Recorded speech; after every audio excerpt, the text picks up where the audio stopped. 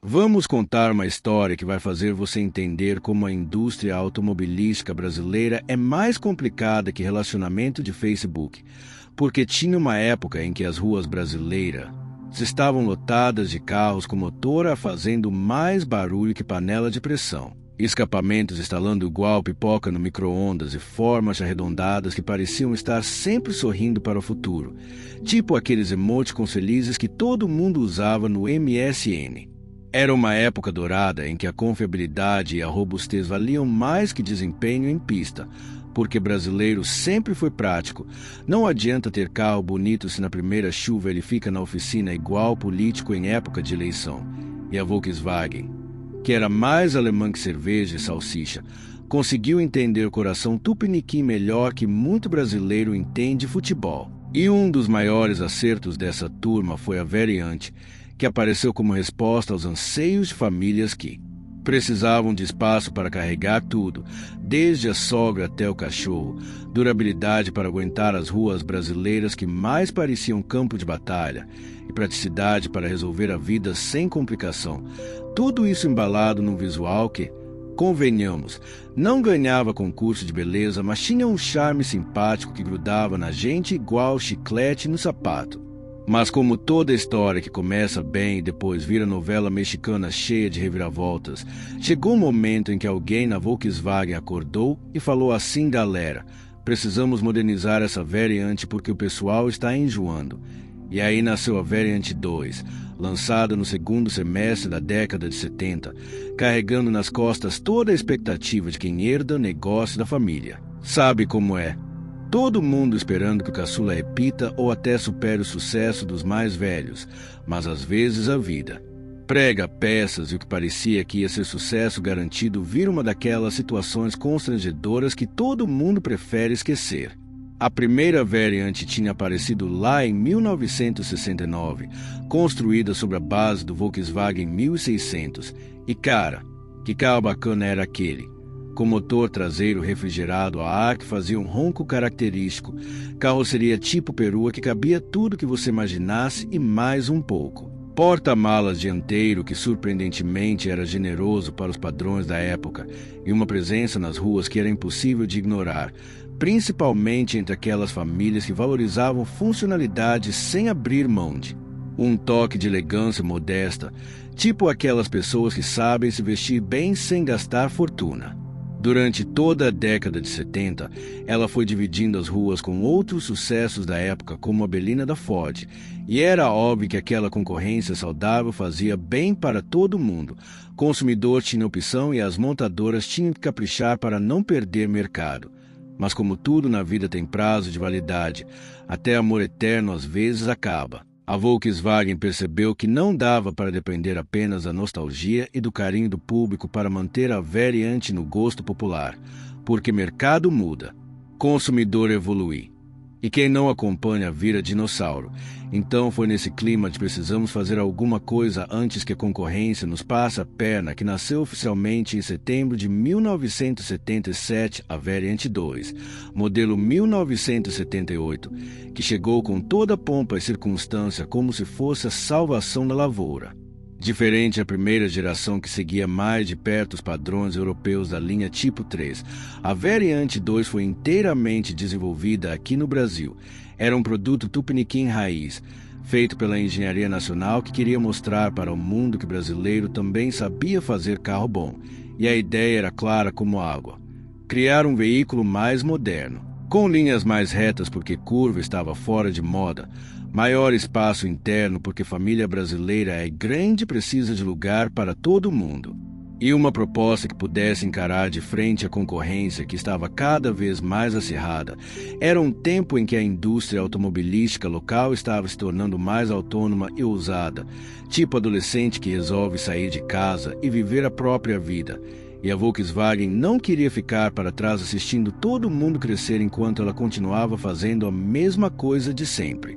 A Variante 2 trazia um desenho de carroceria completamente novo, mais quadrado que caixa de sapato, amplo como casa de rico, com janelas maiores que permitiam uma visibilidade excelente e aparência mais robusta que bodybuilder de academia. Ela não compartilhava mais diretamente os traços charmosos da versão original, o que para muita gente foi interpretado como sinal de progresso e modernidade, tipo quando você troca o celular antigo por um smartphone. Mas para outros, principalmente aqueles apaixonados pela personalidade única da primeira variante, começava ali um afastamento daquela identidade especial que fazia parte essencial do charme do carro. Era como se tivessem pego pessoa querida e mandado fazer plástica para ficar mais moderna.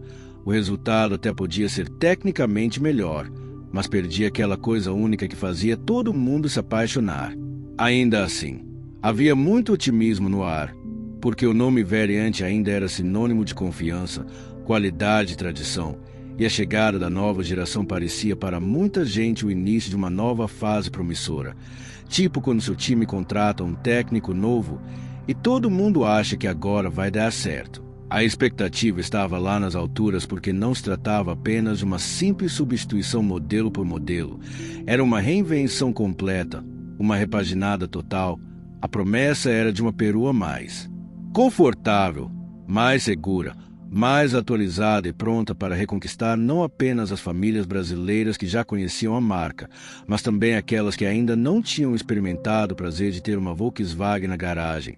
No entanto, como diria minha avó, nem tudo que reluz é ouro, e a trajetória que se seguiria mostraria que, às vezes, quando você tenta agradar todo mundo ao mesmo tempo, acaba perdendo exatamente aquilo que tornava o produto verdadeiramente especial e único.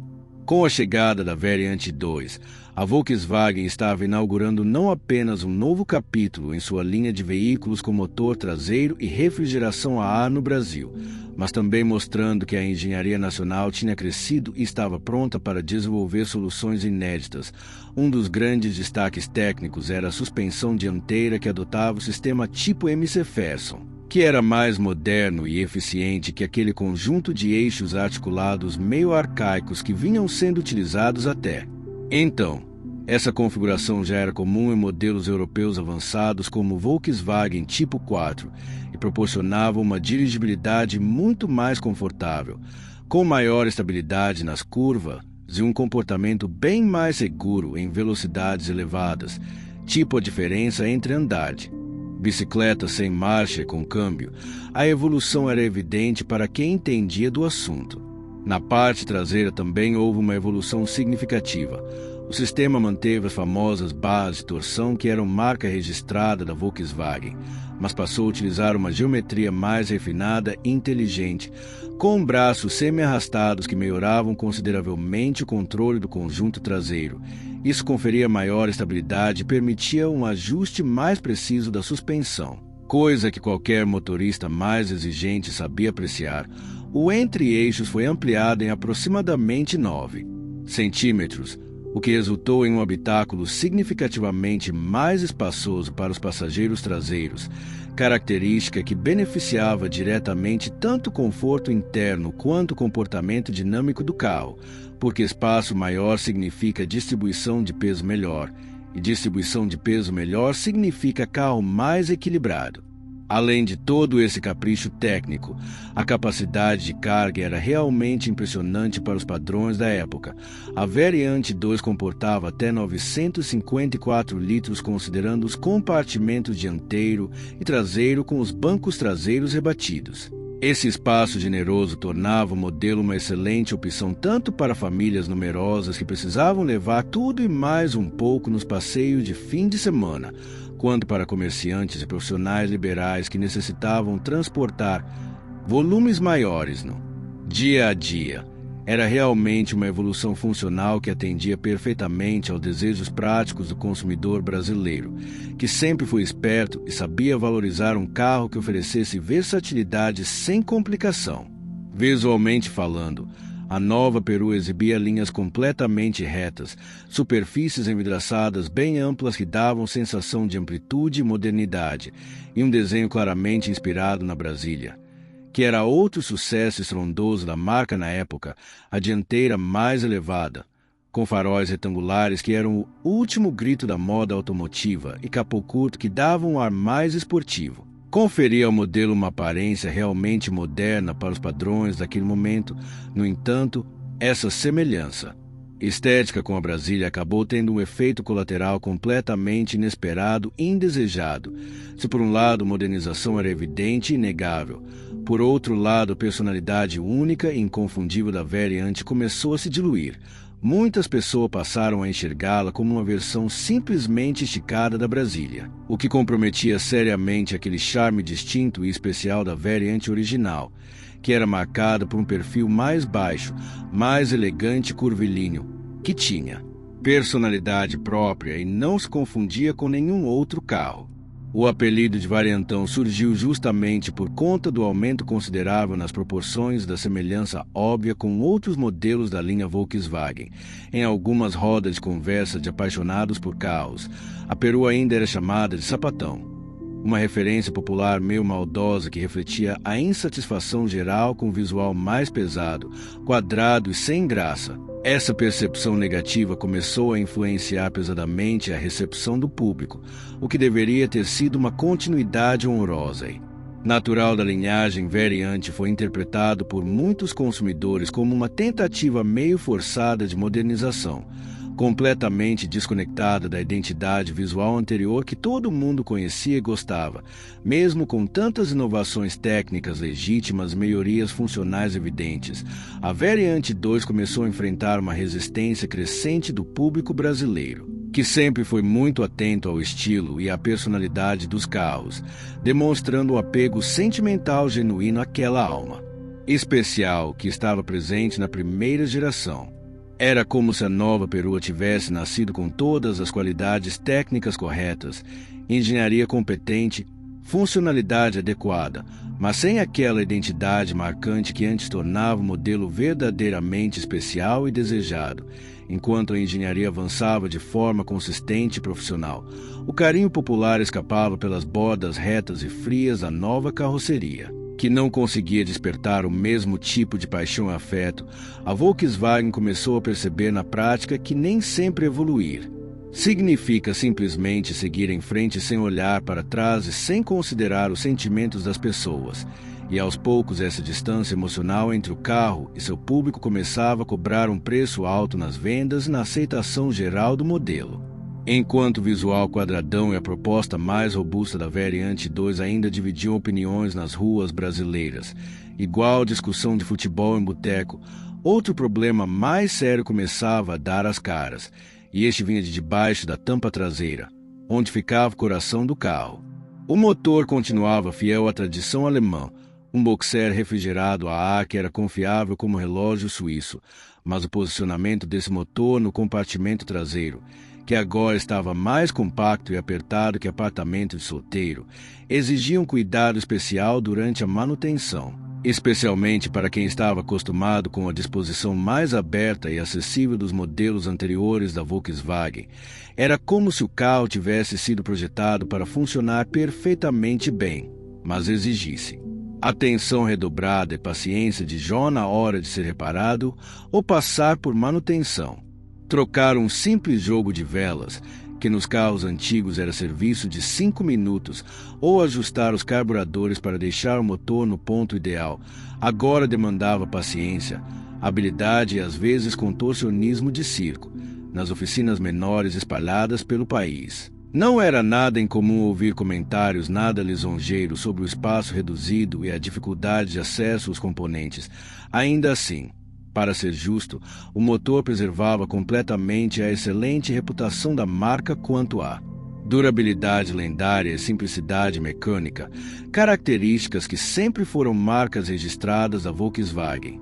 Mas com o tempo, essa percepção negativa sobre a dificuldade de manutenção foi se espalhando como fogo em capim seco entre os donos de Variante 2. Também chegou às páginas das revistas especializadas, que tinham grande influência na opinião pública da época. A tradicional revista Quatro Rodas, que era praticamente a bíblia dos entusiastas automotivos brasileiros, passou a apontar com frequência crescente as limitações no desempenho da Variante 2. Comparada à sua principal rival da época, a Berlina II da Ford, que estava fazendo um sucesso danado, a perua da Volkswagen já não demonstrava o mesmo fôlego e disposição. Parecia meio cansada, meio sem graça. A Berlina vinha equipada com motor 1.6 litros e câmbio de 4 marchas, oferecendo maior elasticidade na condução urbana e um comportamento mais atual e dinâmico para aquele momento histórico, enquanto a variante mantinha teimosamente a fórmula tradicional baseada principalmente em economia e confiabilidade, que não eram defeitos, mas deixavam bastante a desejar em termos de agilidade e resposta ao acelerador, especialmente quando comparada com a concorrência direta. Na famosa edição de janeiro de 1978, os testes publicados na 4 rodas foram diretos como soco na cara, sem papas na língua nem diplomacia.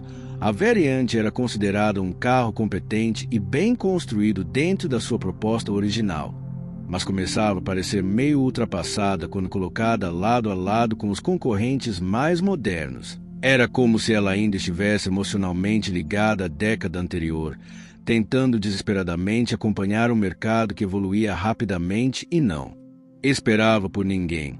A crítica vinha embasada por números concretos e comparações técnicas diretas que não mentiam.